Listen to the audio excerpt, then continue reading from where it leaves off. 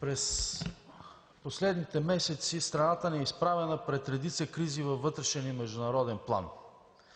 Нашето убеждение е, че кризисните времена предполагат навременни и целенасочени реакции, ясно поемане на отговорност и полагане на усилия за провеждане на интензивен политически и обществен диалог, който да спомага за преодоляването на различните предизвикателства. През последните месеци видяхме всичко друго, но не и подобно поведение от страна на управляващото мнозинство. Началото на решаването на всяка криза започва с нейното назоваване и осъзнаването на причините, които са я породили в тяхната дълбочина. Усещането ни е, че настоящото управление няма потенциал да направи това. Още по време на служебното правителство ние предупреждавахме за ръста на цените на електроенергията, както и за рисковете, пред които той ще постави българската икономика.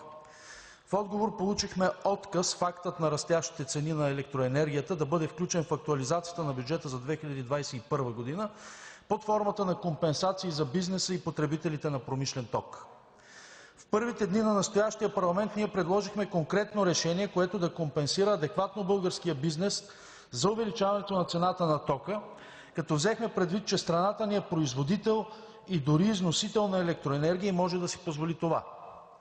Резултатът е, че и до днес нашето предложение все още не е подложено на обсъждане и гласуване в пленарна зала, а правителството и управляващото мнозинство не са в състояние да предложат и вземат свое решение, което да даде адекватен отговор на тази криза.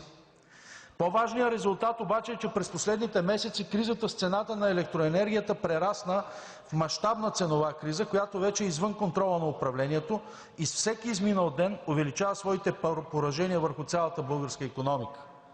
Заради бездействието на управляващото мнозинство и правителството по тази тема предстоят масови фалити, увеличаване на безработицата и вместо преодоляване – задълбочаване на кризата. На този фон войната в Украйна изостри още повече необходимостта от бързи и адекватни реакции на правителството. Вместо това, още в първите дни на тази война управляващото мнозинство генерира правителствена криза, която приключи със смяна на министъра на отбраната.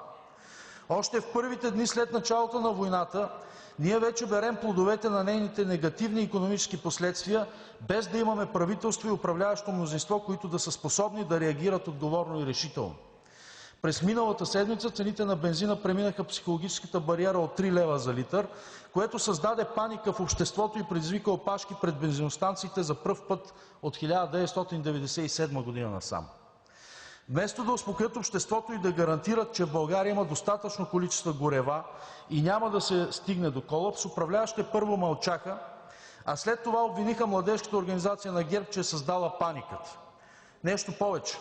В своята безпомощност финансовият министър Асен Василев заплаши всеки, който снима опашките пред бензиностанциите и разпространява кадрите в социалните мрежи, със затвор.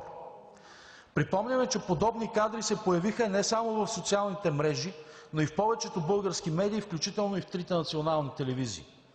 Най-важното, което видяха българските граждани обаче, не са кадрите с опашките пред бензиностанциите, а неспособността на правителството да действа в кризисна ситуация.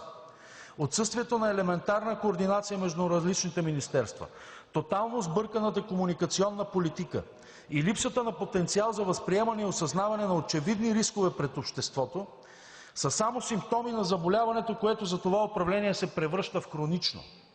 А заболяването се нарича дълбока некомпетентност, съпроводена с чувство за непогрешимост и склонност към злоупотреба с власт.